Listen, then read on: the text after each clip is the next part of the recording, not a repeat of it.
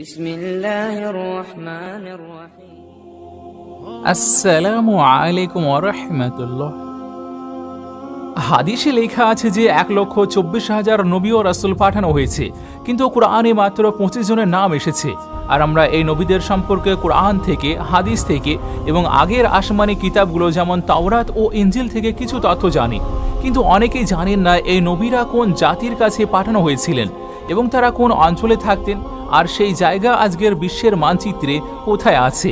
এই ভিডিওতে আমরা একটি ছোট্ট কিন্তু অত্যন্ত শিক্ষামূলক সফর করব, মানে কোরআনে উল্লেখিত 25 জন নবী কে ছিলেন, কোথায় পাঠানো হয়েছিলেন এবং পৃথিবীর মানচিত্রের সেই স্থান আজ কোথায় আছে।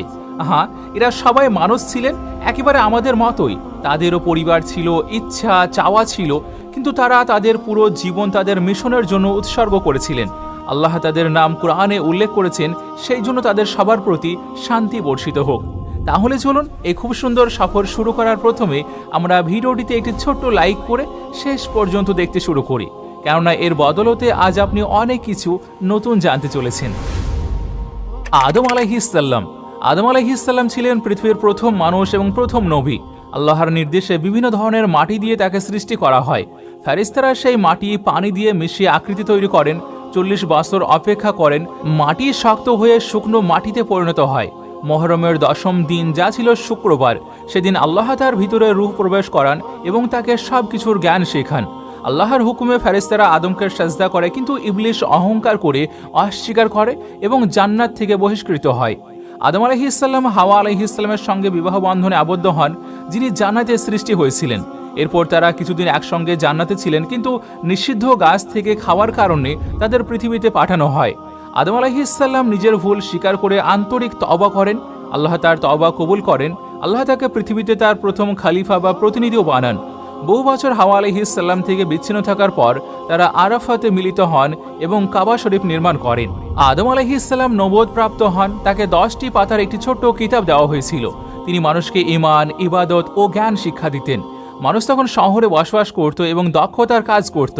আদম আলাইহিসসালামের 2 পুত্র ছিল, হাবিল ও কাবিল। কাবিল হিংসার কারণে হাবিলকে হত্যা করে, আর এটাই মানবজাতির প্রথম হত্যা ছিল। পরবর্তীতে মানবজাতি তাদের সন্তানদের মাধ্যমে বংশবিস্তারে এগিয়ে যায়। কিছু বর্ণনা অনুযায়ী আদম আলাইহিসসালাম 960 বছর জীবিত ছিলেন। তার মৃত্যুর পরও তার সন্তান ও নাতিরা বহু বছর ধরে আল্লাহর ইবাদত করত, কিন্তু সময়ের সঙ্গে সঙ্গে কিছু মানুষ পথভ্রষ্ট হয়ে যায়, তাই নতুন নবীদেরকে পাঠানো হয়। তার কবর কোথায় আছে এই বিষয়ে বলা হয় যে জেরুজালেমে বা মিনাই অথবা আরাফাতে আছে।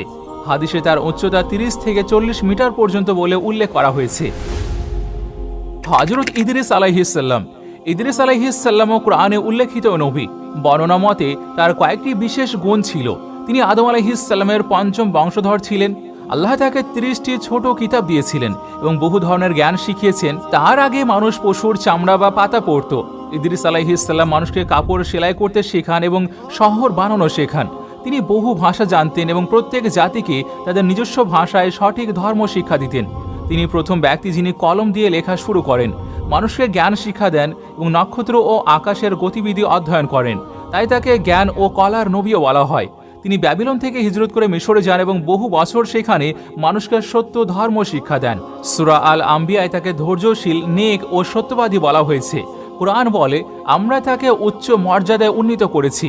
বহু ইসলামী আলিমের ধারণা তিনি মৃত্যুর আগেই আসমানে উঠিয়ে নেওয়া হয়েছিলেন। কিছু বর্ণনায় আছে তিনি 4র্থ আসমানে আছেন। হযরত নূহ আলাইহিসসালাম। ইদ্রিস আলাইহিসসালামের পরে নূহ আলাইহিসসালামকে পাঠানো হয়। ইসলামিক রেওয়ায়ত অনুসারে নূহ আলাইহিসসালামকে ইরাকের মৌসুল এলাকায় পাঠানো হয়েছিল। তার জাতি মেসোপটেমিয়াতে মূর্তি পূজাতে লিপ্ত হয়ে যায়। তখন মানুষ মূর্তি পূজায় লিপ্ত ছিল, অশ্লীলতা ও জুলুম ছিল সাধারণ বিষয়। নূহ আলাইহিসসালাম 50 বছর বয়সে নবুয়ত লাভ করেন। তিনি 950 বছর ধরে মানুষকে আল্লাহর উপর ঈমান আনতে এবং মূর্তি পূজা ত্যাগ করতে আহ্বান জানান, কিন্তু খুব কম মানুষ তার দাওয়াত গ্রহণ করে। অধিকাংশ মানুষ অস্বীকার করে, উপহাস করে এবং খারাপ আচরণ করতে শুরু করে। কিন্তু যখন তার উপর নিশ্চয়তা আসে যে তারা আর ঈমান আনবে না, তখন তিনি আল্লাহর কাছে দোয়া করেন। আল্লাহ তাকে মহাবন্যার সংবাদ দেন তুফানে নূহ নামে। আল্লাহর নির্দেশে তিনি একটি বিশাল নৌকা তৈরি করেন এবং তাতে মুমিনদের ও প্রতিটি প্রাণীর এক জোড়া করে ওঠান। তারপর তুফান চলে আসে, আকাশ থেকে প্রবল বর্ষণ, জমিন থেকে পানি ফুঁসে ওঠে, কাফিররা সবাই ডুবে যায়। তুফান 6 মাস পর্যন্ত চলতে থাকে। নৌকা মাউন্ট জুদি পর্বতে গিয়ে থেমে যায়। নূহ আলাইহিস সালামের একজন পুত্র নৌকাতে উঠতে পারেনি এবং সে তুফানে ডুবে গেল। নূহ আলাইহিস সালামের 3 পুত্র ছিল, শাম, হাম এবং ইয়াফিস, আর এই 3 জনের পরবর্তী সব মানুষদের পূর্বপুরুষ হয়ে গিয়েছে।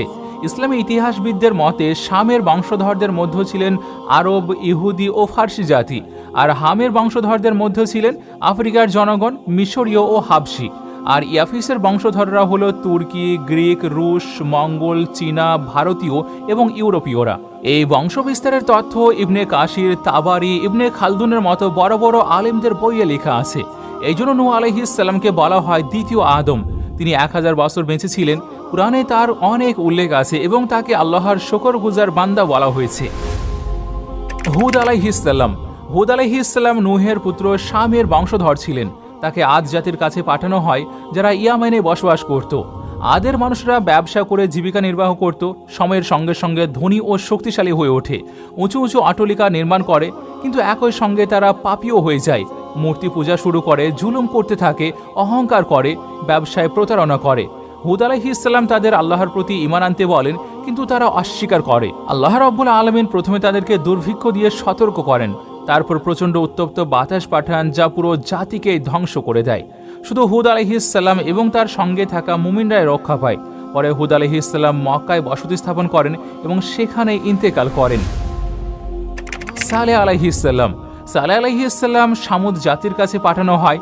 সামুদ ছিল মূর্তি পূজারী। প্রযুক্তি, স্থাপত্য ও সম্পদে তারা ছিল উন্নত। তারা পাহাড় কেটে ঘর বানাতো, শক্ত শহর নির্মাণ করত, আর তারা আজকের সৌদি আরবের মাদাইনে সালেহ এলাকায় বসবাস করত।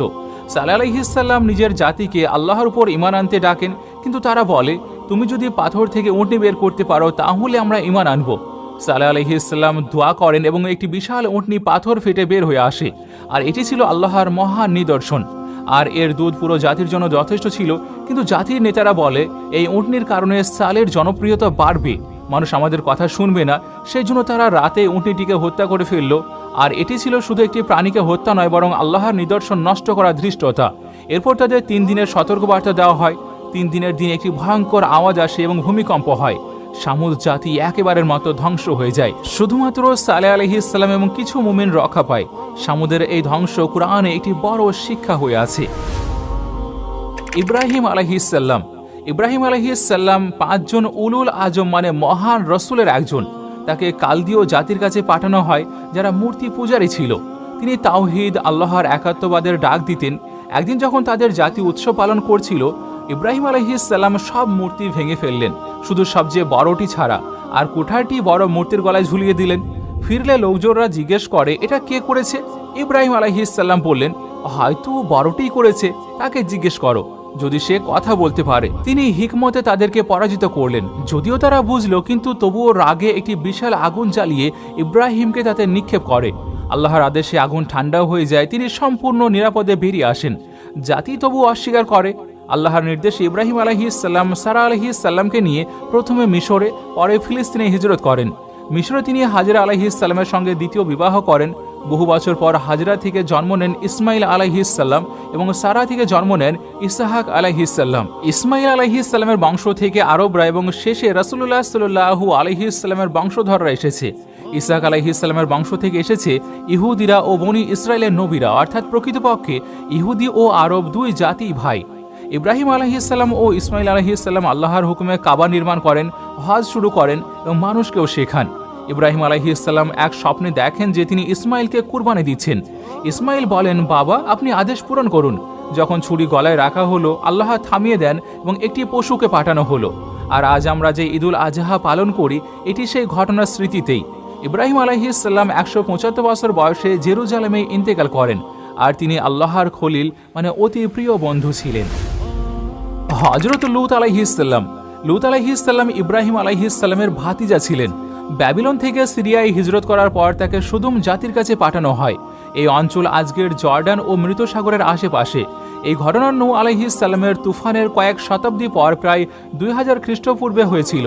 লূত আলাইহিস সালাম মুজিজা দেখিয়েছেন, স্বচ্ছ আকাশ থেকে বৃষ্টি নামিয়েছেন, পাথরের সঙ্গে কথা বলেছেন, কিন্তু ওই জাতি মূর্তি পূজারী এবং হোমোসেক্সুয়াল অ্যাক্ট করত, যা পৃথিবীতে প্রথমবারের মতো ছিল। এটি শুধু একটি নৈতিক পাপ ছিল না, বরং তারা জবরদস্তিও করত। ছেলেদের দাস বানাতো, পথ রোধ করে যাত্রীদের উপর হামলা করত, সুন্দর যুবকদের নিজেদের সম্পত্তি মনে করত।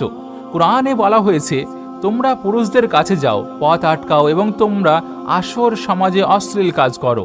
লূত আলাইহিস সালাম তাদের দাওয়াত দিলেন, কিন্তু জাতি অস্বীকার করলো, হুমকি দিল এবং তাড়িয়ে দেওয়ার কথা বলল। একদিন 3 সুদর্শন যুবক এলেন এবং লূত আলাইহিস সালামের বাড়িতে অতিথি হলেন। জাতি জোরপূর্বক তাদের চাইল, কিন্তু তারা ফেরেশতা ছিলেন। তারা বললেন যে রাতে বের হয়ে যান। তারপর শহর উল্টে দেওয়া হলো, আকাশ থেকে পাথর বর্ষণ শুরু হলো এবং পুরো জাতি ধ্বংস হয়ে গেল। ইসলাম এই শাস্তি শুধু সমকামী কাজের কারণে দেয়নি, বরং জোর জবরদস্তি, দাসত্ব এবং দলবদ্ধ যৌন অত্যাচারের কারণে দিয়েছিল। হযরত ইসমাইল আলাইহিস সালাম। হযরত ইসমাইল আলাইহিস সালাম আল্লাহর মহান নবী এবং হযরত ইব্রাহিম আলাইহিস সালামের প্রথম পুত্র ছিলেন। তার মা ছিলেন হযরত হাজিরা। যখন তিনি শিশু ছিলেন, আল্লাহ ইব্রাহিম আলাইহিস সালামকে আদেশ দেন যে তাদের মা এবং ছেলেকে মক্কার পানিশূন্য ও জনহীন উপত্যকায় রেখে আসুন। হযরত হাজিরা আলাইহিস সালাম পানি খুঁজতে সাফা ও মারওয়ার মাঝে দৌড়ালেন এবং আল্লাহর কাছে দোয়া করলেন। আল্লাহ তার দোয়া কবুল করলেন এবং জমজমের ঝর্ণা ফেটে বের হয়ে এলো, আর এই পানি আজও প্রবাহমান।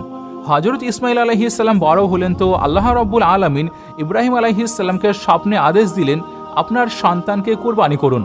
দুজনেও অনুগত্য করলেন। ইসমাইল আলাইহিস সালাম বললেন, আব্বা, আল্লাহর আদেশ পূরণ করুন, আমি ধৈর্য ধরব। যখন ছুরি চালানো হলো, তখন আল্লাহ রাব্বুল আলামিন একটি পশু পাঠালেন এবং বললেন, আমরা তাকে একটি মহান কুরবানির মাধ্যমে বদলে দিলাম। পরবর্তীতে ইসমাইল আলাইহিস সালাম কাবা শরীফ নির্মাণে ইব্রাহিম আলাইহিস সালামকে সাহায্য করেন। তাকে আরবদের প্রধান পূর্বপুরুষ ধরা হয় এবং রাসূলুল্লাহ সাল্লাল্লাহু আলাইহি সাল্লাম তার বংশধর। তার জীবন ধৈর্য, আনুগত্য ও ত্যাগের শিক্ষা দেয়। আল্লাহ রাব্বুল আলামিন তার মতো দৃঢ় ঈমান দিন আমাদেরকেও। ইসহাক আলাইহিস সালাম। তিনিও আল্লাহর মহান নবী এবং হযরত ইব্রাহিম আলাইহিস সালামের দ্বিতীয় পুত্র। তার মা ছিলেন হযরত সারা।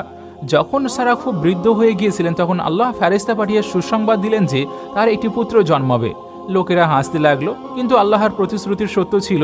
ইসহাক আলাইহিস সালাম জন্ম নিলেন এবং নবীও হলেন। তিনি অত্যন্ত নেক, ধৈর্যশীল ও আল্লাহর বাধ্য বান্দা ছিলেন। তার বংশধরদের মধ্য থেকে বহু নবী আসেন, যেমন হযরত ইয়াকুব আলাইহিস সালাম এবং হযরত ইউসুফ আলাইহিস সালাম। ইব্রাহিম আলাইহিস সালামের পর তিনি ফিলিস্তিনেই থাকতে শুরু করেন এবং মানুষকে তাওহীদের শিক্ষা দিতেন। তিনি মানুষের সঙ্গে কৃষিকাজ করতেন আর আল্লাহর রহমতে তিনি ধনীও হয়েছিলেন। তার জীবন শান্তি ও ইবাদতে পরিপূর্ণ ছিল। এই ঘটনা আমাদের শেখায় যে আল্লাহর প্রতিশ্রুতি সব সময় পূর্ণ হয়। সময় যতই লাগুক, ধৈর্য ও ঈমান থাকলে প্রতিটি দোয়া কবুল হয়। আল্লাহ আমাদের এমন ঈমান দান করুন। হযরত ইয়াকুব আলাইহিস সালাম। ইয়াকুব আলাইহিস সালাম আল্লাহর একজন মহৎ নবী এবং হযরত ইসহাক আলাইহিস সালামের পুত্র ছিলেন। তার অন্য নাম ছিল ইসরাইল, আর তার বংশধরদের বলা হয় বনি ইসরাইল। তিনি হযরত ইউসুফ আলাইহিস সালামের বাবা ছিলেন। ছোটবেলায় তিনি তার ভাইদের সঙ্গে কুস্তিতে জিতে যান, আর আল্লাহর রহমতে তিনি অনেক বরকত লাভ করেছিলেন। তিনি অত্যন্ত ধৈর্যশীল ও আল্লাহর উপর ভরসা রাখা বান্দা ছিলেন। তার পুত্র হযরত ইউসুফ আলাইহিস সালামকে তার ভাইরা পারিবারিক হিংসায় কূপে ফেলে দেয়। ইয়াকুব আলাইহিস সালাম অত্যন্ত কষ্ট পান। কাঁদতে কাঁদতে তার দৃষ্টি নষ্ট হয়ে যায়। তিনি আল্লাহর উপর বিশ্বাস রাখেন এবং দোয়া করতে থাকেন। পরবর্তীতে আল্লাহ রাব্বুল আলামিন ইউসুফ আলাইহিস সালামকে মিশরের বাদশা বানান। পরে পুরো পরিবার মিশরে যায় এবং ইউসুফ আলাইহিস সালামের সঙ্গে দেখা হলে ইয়াকুব আলাইহিস সালামের চোখে আবারও আলো ফিরে আসে। তার জীবন ছিল ধৈর্য, দোয়া ও ঈমানের শ্রেষ্ঠ উদাহরণ। আল্লাহ রাব্বুল আলামিন তাকে বরকত দেন এবং তার বংশে বহু নবীও পাঠান। আল্লাহ রাব্বুল আলামিন আমাদেরকেও এমন ধৈর্য ও ঈমান দান করুন। হযরত ইউসুফ আলাইহিস সালাম। তিনিও আল্লাহর অত্যন্ত প্রিয় নবী এবং ইয়াকুব আলাইহিস সালামের সবচেয়ে আদরের সন্তান ছিলেন। ছোট বয়সে তিনি একটি স্বপ্ন দেখেন, সূর্য, চাঁদ এবং 11টি তারা তাকে সিজদা করছে। তার পিতা বুঝলেন এটি মহত্বের ইঙ্গিত, কিন্তু ভাইরা হিংসা করল এবং তাকে কূপে ফেলে দিয়ে বাবাকে মিথ্যা বলল যে তাকে নেকড়েতে খেলে ফেলেছে।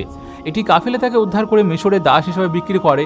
সেখানে তিনি মিশরের আজিজের বাড়িতে থাকেন। আজিজের স্ত্রী খারাপ নিয়তে তাকে প্রলুব্ধ করতে চেয়েছিল, কিন্তু ইউসুফ আলাইহিস সালাম আল্লাহর ভয় করে অস্বীকার করেন। ফলে তাকে কারাগারে পাঠানো হয়। সেখানে তিনি 2 বন্দির স্বপ্নের ব্যাখ্যা দেন। পরে মিশরের রাজা 7 মোটা গরু ও 7 শুকনো গরুর স্বপ্ন দেখেন। ইউসুফ আলাইহিস সালাম ব্যাখ্যা করেন 7 বছর সমৃদ্ধি, তারপর 7 বছর খরা হবে। এরপর রাজা তাকে মিশরের ভান্ডার রক্ষক বানান। দুর্ভিক্ষের সময় তার ভাইরা খাদ্যের জন্য মিশরে আসে। তিনি তাদের চিনলেও নিজের পরিচয় গোপন রাখেন। শেষে তাদের পরিচয় জানিয়ে পুরো পরিবারকে মিশরে আনেন এবং তার সেই স্বপ্ন সত্যি হয়। পিতা, মাতা এবং 11 ভাই তাকে সেজদা করে সম্মান দেখায়। তার জীবন, ধৈর্য, পবিত্রতা, স্বপ্ন ব্যাখ্যা এবং ক্ষমার সর্বোত্তম নিদর্শন। আল্লাহ রাব্বুল আলামিন তাকে মহান মর্যাদা দান করেছিলেন। আল্লাহ আমাদেরকেও তার মতো ঈমান ও ধৈর্য দিন। সোয়াইব আলাইহিস সালাম। হযরত সোয়াইব আলাইহিস সালাম আল্লাহর একজন সৎ নবী ছিলেন। তাকে মাদাইন গোত্রের কাছে পাঠানো হয়। এই লোকেরা ব্যবসা করত, কিন্তু প্রচুর প্রতারণা করত, মাপে কম দিত, মিথ্যা বলতো, জুলুম করত। আল্লাহ রাব্বুল আলামিন সোয়াইব আলাইহিস সালামকে পাঠালেন যাতে তিনি তাদের তাওহীদ শেখান এবং ন্যায্যতার নির্দেশ দেন। তিনি বললেন, শুধু আল্লাহরই ইবাদত করুন, আপনারা মাপ তোল পূর্ণ করুন, মানুষের কোনো ক্ষতি করবেন না। কিন্তু মাদাইনের লোকেরা অস্বীকার করলো। তারা বলল, সোয়াইব, আমরা আমাদের বাণিজ্য আমাদের নিজের মতো করব। তারা নবীকে হুমকি দিল এবং আল্লাহকে উপহাস করল। হযরত সোয়াইব আলাইহিস সালাম ধৈর্য নিয়ে বোঝালেন, যদি না মানেন তবে শাস্তি আসবে। শেষ পর্যন্ত একটি প্রচণ্ড চিৎকার এলো এবং ভয়ঙ্কর ভূমিকম্প হলো। তখন সব কাফিররা মারা গেল, শুধু মুমিনরা বেঁচে রইল। আর এই ঘটনা আমাদের শেখায় যে ব্যবসাতেও সত্য, ন্যায় ও সততা জরুরি। প্রতারণা ও জুলুমের পরিণতি ধ্বংস। আল্লাহ আমাদেরকে সৎ ব্যবসার তৌফিক দান করুন। হযরত আইয়ুব আলাইহিস সালাম। হযরত আইয়ুব আলাইহিস সালাম আল্লাহর অত্যন্ত ধৈর্যশীল নবী ছিলেন। তিনি ছিলেন ধনী, জমিদার এবং পরিবারবর্গে পরিপূর্ণ। তার কাছে হাজারো পশু, ক্ষেত, খামার এবং ছেলে ও মেয়ে ছিল। শয়তান আল্লাহর কাছে অনুমতি চাইল তার ঈমান পরীক্ষার জন্য। আল্লাহ বললেন, যাও, কিন্তু তার হৃদয়ের উপর নিয়ন্ত্রণ পাবে না। এরপর একের পর এক বিপদ নেমে এলো। সম্পদ নষ্ট হলো, পশু মারা গেল, সন্তানরাও চলে গেল। শেষে তিনি দীর্ঘ অসুখে আক্রান্ত হলেন। শরীরে ক্ষত, দিন রাত ব্যথা, বন্ধুরা পর্যন্ত দূরে সরে গেল। কিন্তু হযরত আইয়ুব আলাইহিস সালাম কখনো আল্লাহর প্রতি অভিযোগ করেননি। তিনি শুধু বললেন, আমার কষ্ট লেগেছে, আর তুমি তো দয়ালুদের মধ্যে সবচেয়ে বেশি দয়ালু। আল্লাহ রাব্বুল আলামিন তার দোয়া কবুল করলেন এবং বললেন, তোমার পা দিয়ে মাটি চাপড়াও। সঙ্গে সঙ্গে একটি ঠান্ডা ঝর্ণা বের হয়ে এলো। তিনি স্নান করতে রোগ সেরে গেল, শরীর সতেজ হয়ে উঠল। আল্লাহ রাব্বুল আলামিন সম্পদ, পরিবার ও স্বাস্থ্য সব ফিরিয়ে দিলেন, বরং আগের চেয়েও বেশি। আর এই ঘটনা ধৈর্যের সর্বোচ্চ শিক্ষা। বিপদের সময় আল্লাহর উপর ভরসা রাখুন, অভিযোগ নয়, দোয়া সব কষ্ট দূর করে। আল্লাহ আমাদের আইয়ুব আলাইহিস সালামের মতো ধৈর্য দান করুন। হযরত জুলকিফল আলাইহিস সালাম। তিনি আল্লাহর একজন নেক নবী অথবা নেক বান্দা ছিলেন। এই বিষয়ে আলেমদের মাঝে মত পার্থক্য আছে। কুরআনে তার উল্লেখ 2 জায়গায় এসেছে এবং তাকে ধৈর্যশীল ও সৎ বান্দাদের মধ্যে গণ্য করা হয়েছে। একটি বর্ণনায় বলা হয়, তার কওমে একজন নেক ব্যক্তি ছিলেন যিনি প্রতিদিন 100 মানুষের সাহায্য করতেন। কিন্তু যখন তিনি মারা গেলেন, আল্লাহ রাব্বুল আলামিন জুলকিফল আলাইহিস সালামকে পাঠালেন এবং বললেন যে, তুমি এই দায়িত্ব গ্রহণ করো। তিনি প্রতিজ্ঞা করলেন, আমি প্রতিদিন 100 মানুষের সমস্যার সমাধান করব এবং কারোর উপর রাগ করব না। একদিন শয়তান পরীক্ষা নিতে এসে একটি মিথ্যে মামলা নিয়ে এলো এবং দীর্ঘ সময় বাধা হয়ে দাঁড়ালো। জুলকিফল আলাইহিস সালাম ধৈর্য ভেঙে গেল। তিনি রাগ করে ফেললেন, বললেন যে, আমি তাকে সকালেই সাজা দেব। রাত্রিতে ফেরেশতা এসে বললেন যে, আপনি তো প্রতিজ্ঞা ভাঙলেন। এরপর তিনি তওবা করলেন এবং আল্লাহর কাছে ক্ষমা চাইলেন। আল্লাহ তার তওবা কবুল করলেন এবং তাকে নবীও বানালেন। আর তার নাম জুলকিফল রাখা হলো, কারণ তিনি দায়িত্ব নিয়েছিলেন এবং তা পূর্ণ করেছিলেন। আর এই ঘটনা শেখায় যে শপথ ও দায়িত্ব অত্যন্ত বড় বিষয়। রাগ কখনো করা উচিত নয়, ধৈর্যই আসল। আল্লাহ আমাদেরও প্রতিশ্রুতিতে দৃঢ় করুন। হযরত ইউনুস আলাইহিস সালাম। হযরত ইউনুস আলাইহিস সালাম আল্লাহ প্রিয় নবী ছিলেন। তাকে ইরাকের নিনেভা অঞ্চলে পাঠানো হয়েছিল। লোকেরা ছিল কঠিন গুনাহগার, শিরক, জুলুম ও অসৎ কাজ করত। তিনি অনেক বোঝালেন, তাওহীদ গ্রহণ করুন, গুনাহ ছাড়ুন, নচেত শাস্তি আসবে। কিন্তু তারা উপহাস করল। ইউনুস আলাইহিস সালাম রাগান্বিত হলেন, দোয়া করে কম ছেড়ে বেরিয়ে গেলেন। পথে একটি জাহাজে উঠলেন, ঝড় এলো এবং জাহাজ ডুবে যাওয়ার উপক্রম হলো। কোরআনে বলা হয়েছে, এই ঝড় তার চলে যাওয়ার কারণে হয়েছিল। তিনি নিজেই বললেন যে, আমাকে সমুদ্রে ফেলে দিন। তাকে সমুদ্রে ফেলতে একটি বিশাল মাছ তাকে গিলে নিল। মাছের পেটের অন্ধকারে গভীর সমুদ্রে তিনি তওবা করলেন, লা ইলাহা ইল্লা আনতা সুবহানাকা ইন্নী কুনতু মিনাজ জালিমিন। আল্লাহ তার দোয়া কবুল করলেন। মাছ তাকে তীরে বের করে দিল। এরপর নিনেভাবাসীও তওবা করল। আল্লাহ শাস্তি ফিরে নিলেন। হযরত ইউনুস আলাইহিস সালাম ফিরে এলে লোকেরা ঈমান আনলো। আর এই ঘটনা শেখায় যে নবীরাও মানুষ, তাদেরও রাগ হতে পারে, কিন্তু তওবা সব গুনাহ মাফ করে এবং দোয়া কখনোই প্রত্যাখ্যাত হয় না। আল্লাহ রাব্বুল আলামিন আমাদেরকেও তওবা ও ধৈর্য দান করুন। মুসা আলাইহিস সালাম। হযরত মুসা আলাইহিস সালাম আল্লাহর সর্বাধিক উল্লেখিত নবী। তিনি বনি ইসরায়েলের নেতা এবং কালিমুল্লাহ ছিলেন, যিনি আল্লাহর সঙ্গে সরাসরি কথা বলেছিলেন। তিনি ফিরআউনের যুগে জন্মগ্রহণ করেন। ফিরআউন আদেশ দিয়েছিল প্রতিটি বনি ইসরায়েল শিশুপুত্রকে হত্যা করতে হবে। তার মা তাকে ঝুড়িতে রেখে নদীতে ভাসিয়ে দিলেন। ফিরআউনের স্ত্রী আসিয়া তাকে তুলে নিলেন এবং লালন পালন করতে শুরু করলেন। বড় হলে ভুলবশত এক মিশরীকে হত্যা করেন এবং সেখান থেকে হিজরত করেন। আল্লাহ তাকে তুর পাহাড়ে ডেকে বললেন, আমি আল্লাহ তোমাকে নবী করেছি। তিনি পুনরায় মিশরে ফিরে এলেন ভাই হারুন আলাইহিস সালামকে সঙ্গে নিয়ে এবং ফিরাউনকে দাওয়াত দিলেন, বনি ইসরায়েলকে মুক্ত করো। কিন্তু ফিরাউন অস্বীকার করলো। আল্লাহ 9টি মুজিজা দিলেন, লাঠি সাপ হলো, হাত ঝলমল করলো, সমুদ্র 2 ভাগ হয়ে গেল। এরপর রাতে বনি ইসরায়েলরা দেশ ছেড়ে চলে গেল। ফিরাউন বাহিনী তাদেরকে তাড়া করলো। আল্লাহ বললেন, লাঠি মারো। সমুদ্র খুলে গেল, বনি ইসরায়েল পার হয়ে গেল, কিন্তু ফিরাউন ডুবে গেল। তুর পাহাড়ে আল্লাহ রাব্বুল আলামিন তাওরাত দিলেন, সেখানে মুসা আলাইহিস সালাম 40 দিন ছিলেন। এই সময় তার জাতি সোনার বাছুর বানিয়ে উপাসনা শুরু করলো। ফিরে এসে তিনি রাগান্বিত হলেন, কিন্তু দোয়া করলেন এবং আল্লাহ ক্ষমা করলেন। তার জীবন হলো অলৌকিকতা, নেতৃত্ব, ধৈর্য এবং আল্লাহর সঙ্গে ঘনিষ্ঠ সম্পর্কের শ্রেষ্ঠ দৃষ্টান্ত। আল্লাহ আমাদের তাহার মতো ঈমান দান করুন। হারুন আলাইহিস সালাম। হযরত হারুন আলাইহিস সালাম আল্লাহর নেক নবী এবং হযরত মুসা আলাইহিস সালামের বড় ভাই ছিলেন। তারা বনি ইসরায়েলের একজন সম্মানিত পরিবার থেকে ছিলেন এবং অত্যন্ত ফুসহা ভাষায় মিষ্টি কথার অধিকারী ছিলেন। ফিরাউনের অত্যাচারের সময় 2 ভাই একই সঙ্গে জন্মগ্রহণ করেছিলেন। যখন আল্লাহ রাব্বুল আলামিন হযরত মুসা আলাইহিস সালামকে নবী বানালেন, তিনি দোয়া করলেন, আমার ভাই হারুনকে আমার সহকারী করুন। আল্লাহ রাব্বুল আলামিন দোয়া কবুল করলেন এবং হারুন আলাইহিস সালামকেও নবী করে দিলেন। দুজন মিশরে পৌঁছালেন। হযরত হারুন আলাইহিস সালাম ফিরাউনের দরবারে অত্যন্ত সুন্দর কথা বললেন, বোঝালেন, কিন্তু ফিরাউন অস্বীকার করল। মুজিজার সময়ও হারুন আলাইহিস সালাম মুসা আলাইহিস সালামের সঙ্গে ছিলেন, লাঠি, হাতের নূর, দুর্যোগ সব কিছুতেই। যখন মুসা আলাইহিস সালাম 40 দিন তুর পাহাড়ে ছিলেন, তখন হারুন আলাইহিস সালামকেও কওমের নেতা করে রেখে গিয়েছিলেন, কিন্তু লোকেরা সোনার বাছুর বানালো। হারুন আলাইহিস সালাম অনেক বোঝালেন যে এটা গুনাহ, আল্লাহকে ভয় করুন, কিন্তু লোকেরা মানল না। তিনি একা ছিলেন বলে তাদের থামাতে পারেননি। মুসা আলাইহিস সালাম ফিরে এসে হারুন আলাইহিস সালামের উপর রাগ করলেন, কিন্তু আল্লাহ রাব্বুল আলামিন জানিয়ে দিলেন হারুন আলাইহিস সালাম চেষ্টা করেছিলেন। এরপর দুজন দোয়া করলেন এবং কওমকে ক্ষমা করা হলো। হযরত হারুন আলাইহিস সালাম ছিলেন বিশ্বস্ত ভাই, উত্তম মন্ত্রী এবং কমল হৃদয়ে নবী। তার জীবন শেখায় সহায়তা করুন, ধৈর্য ধরুন, একাকী হলেও সত্যের পক্ষে নিন। আল্লাহ আমাদের এমন ভাই ও সহকারী দান করুন। হযরত দাউদ আলাইহিস সালাম। তিনিও আল্লাহর মহান নবী এবং বাদশাহ ছিলেন। তিনি বনি ইসরায়েলের সম্মানিত পূর্বপুরুষ এবং অত্যন্ত সুন্দর কণ্ঠের অধিকারী। তিনি যখন জাবুর পড়তেন, পাহাড়গুলো ধ্বনি তুলত, পাখিরাও থেমে শুনত। ছোটবেলায় তিনি রাখাল ছিলেন। একদিন জালুত নামের এক অত্যাচারী যোদ্ধা বনি ইসরায়েলের উপর আক্রমণ করলো। সবাই ভয় পেয়ে গেল। দাউদ আলাইহিস সালাম একটি ছোট্ট পাথর তুললেন, গুলতি দিয়ে নিক্ষেপ করলেন, আর জালুত পড়ে গেল। আল্লাহ তাকে বিজয় ও রাজত্ব দিলেন। রাজা হয়ে তিনি ন্যায় বিচার প্রতিষ্ঠা করলেন। প্রতিদিন 100 রাকাত নফল পড়তেন, অর্ধেক দিন ইবাদত করতেন আর অর্ধেক দিন শাসন। তার উপর জাবর নাজিল করা হয়েছিল, আর এটি আল্লাহর আসমানি কিতাবসমূহের একটি ছিল। তার জীবন ন্যায়, ইবাদত, তাওবা ও মনোরম কণ্ঠের দৃষ্টান্ত। তার বংশ থেকে বহু নবী এসেছে। আল্লাহ আমাদের দাউদ আলাইহিস সালামের মতো ন্যায় ও তাওবার হৃদয় দান করুন। সুলাইমান আলাইহিস সালাম। হযরত সুলাইমান আলাইহিস সালাম আল্লাহর মহান নবী এবং বাদশাহ দাউদ আলাইহিস সালামের পুত্র ছিলেন। ছোট বয়সে আল্লাহ তাকে প্রজ্ঞা, ন্যায় বিচার এবং বিশাল সাম্রাজ্য দান করেন। একদিন 2 নারী একটি শিশুকে নিয়ে বিপদে এলো। সুলাইমান আলাইহিস সালাম বললেন, শিশুটিকে 2 ভাগ করে দাও। প্রকৃত মা কেঁদে বললেন, শিশুটিকে অন্য নারীকে দিয়ে দিন, কিন্তু তাকে হত্যা করবেন না। সুলাইমান আলাইহিস সালাম সত্যিকারের মাকে চিনে ফেলেন এবং শিশুটি তাকে দিয়ে দিলেন, আর এটি তার প্রজ্ঞার প্রথম উদাহরণ ছিল। আল্লাহ তাকে বিভিন্ন মুজিজা দিয়েছিলেন, বাতাসে যাত্রা করা, পশু পাখির ভাষা বোঝা। তার সেনাবাহিনীতে মানুষ, জিন, পাখি, পশু সবাই ছিল। একবার সাবার রানী বিলকিস তাকে পরীক্ষা করতে চাইলেন। সুলাইমান আলাইহিস সালাম জিন দিয়ে তার সিংহাসনকে নিয়ে আসলেন। পরে বিলকিস ঈমান নিয়ে আসে।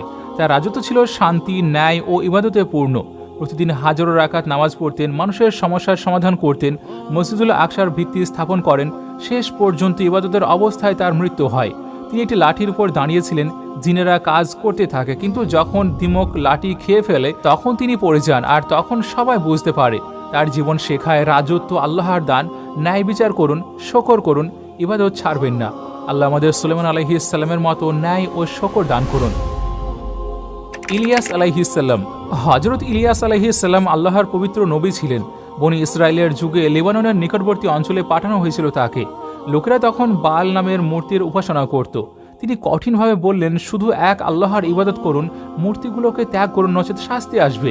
লোকের উপহাস করল। রাজা আহাব ও তার স্ত্রী ইজাবেল তাকে হত্যার হুমকি দিল। ইলিয়াস আলাইহিস সালাম মুজিজা দেখালেন। বালের পুরোহিতদের সাথে প্রতিযোগিতা হলো, দুজনেই কুরবানি রাখলো। পুরোহিতরা বালকে আগুনের জন্য ডাকলো, কিছুই হলো না। ইলিয়াস দোয়া করলেন, আকাশ থেকে আগুন নেমে এলো, কুরবানি পুড়ে গেল। লোকেরা বিস্মিত হয়ে ঈমান আনলো, কিন্তু রাজা আবার শিরকের দিকে গেল। আল্লাহ খরা পাঠালেন, তিনি টানা 3 বছর বৃষ্টি দিলেন না। লোকেরা না খেয়ে মরতে লাগলো। ইলিয়াস আলাইহিস সালাম দোয়া করলেন, তারপর বৃষ্টি হলো, জমি সবুজ হয়ে গেল। পরে আল্লাহ তাকে আগুনের রথে তুলে আকাশে উঠিয়ে নিলেন। আর এই ঘটনা শেখায় যে শিরক সবচেয়ে বড় গুনাহ। আল্লাহ আমাদের শিরক থেকে রক্ষা করুন। আল ইয়াসা আলাইহিস সালাম ছিলেন আল্লাহর নেক নবী এবং ইলিয়াস আলাইহিস সালামের উত্তরসূরি। ইলিয়াস আসমানে উত্তোলিত হলে আল ইয়াসা তার পর বনি ইসরায়েলদের নেতা হলেন। তিনি ছিলেন জ্ঞানী, ধৈর্যশীল এবং বহু মুজিজার অধিকারী। লোকেরা আবার শিরকে পড়ে গিয়েছিল। আল ইয়াসা বললেন, তাওহীদের দিকে ফিরে আসুন, মূর্তি ছেড়ে শুধু আল্লাহকে ডাকুন। একবার এক গরিব নারীর ছেলে মারা গেল। সে কাঁদতে কাঁদতে আল ইয়াসার কাছে এলো। তিনি দোয়া করলেন, আল্লাহ ছেলেটিকে জীবিত করে দিলেন। লোকেরা বিস্মিত হয়ে ঈমান আনল।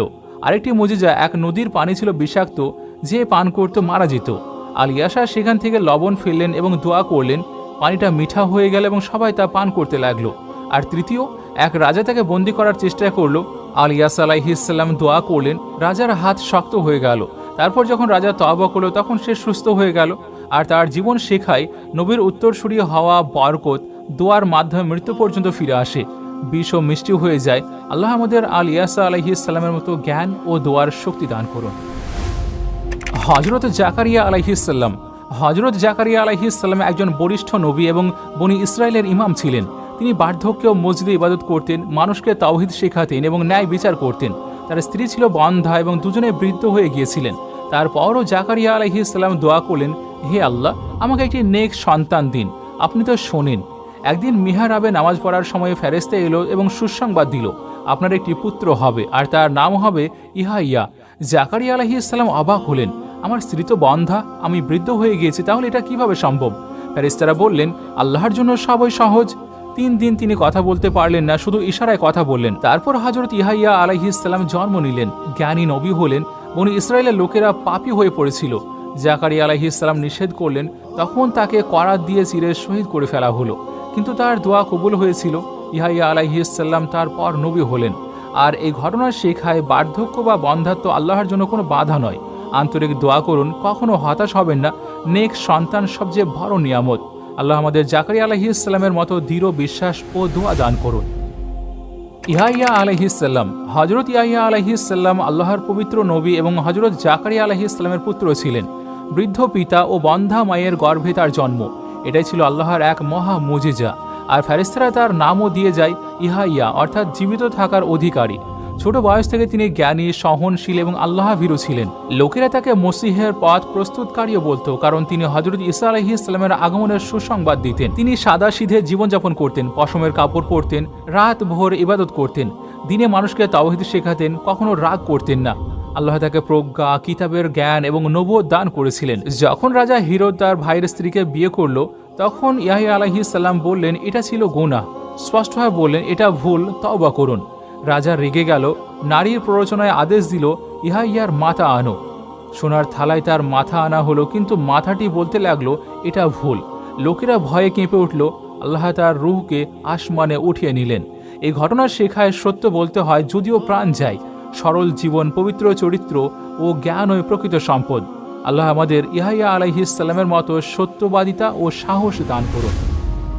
হযরত ঈসা আলাইহিস সালাম ছিলেন রূহুল্লাহ, আল্লাহর এক বিশেষ নবী।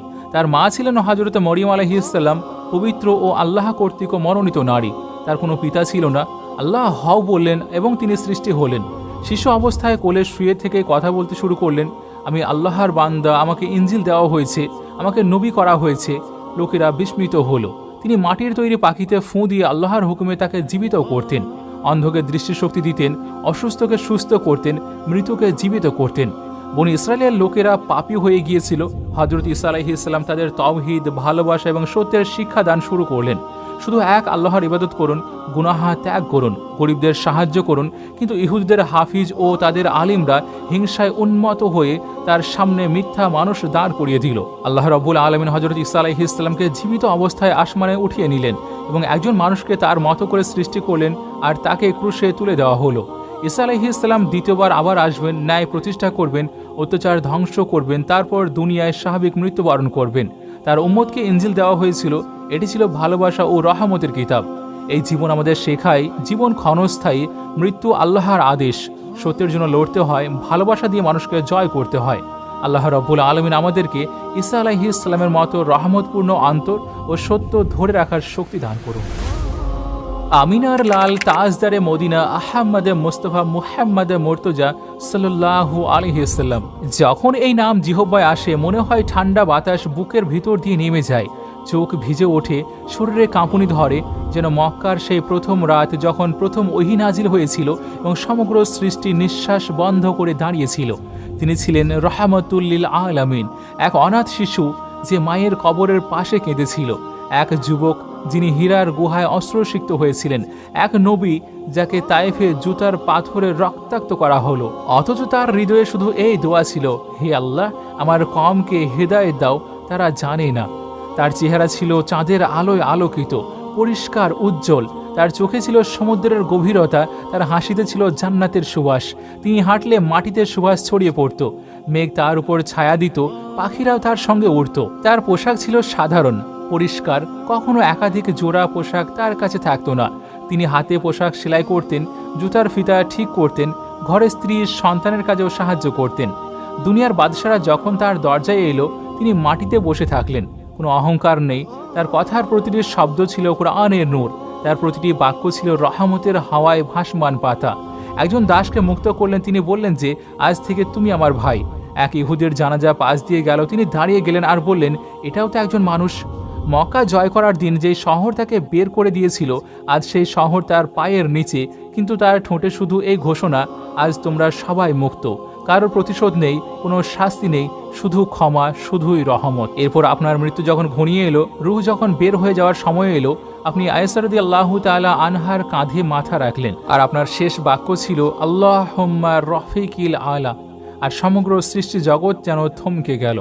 আজও যখন দরুদ শরীফ পাঠ করা হয় তিনি শোনেন, যখন তার নাম নেওয়া হয় তিনি হাসেন, যখন তার সুন্নাহ অনুসরণ করা হয় তখন তিনি সঙ্গে হাঁটছেন সাল্লাল্লাহু আলাইহি ওয়াসাল্লাম। তিনি শুধু নবী ছিলেন না, তিনি রহমত ছিলেন। তিনি শুধু মানুষ নন, নূর ছিলেন। তিনি আমাদের নন, আমরা তার। আল্লাহ আমাদের সকলকে তার সহবত, তার শাফায়াত এবং তার ভালোবাসা দান করুন।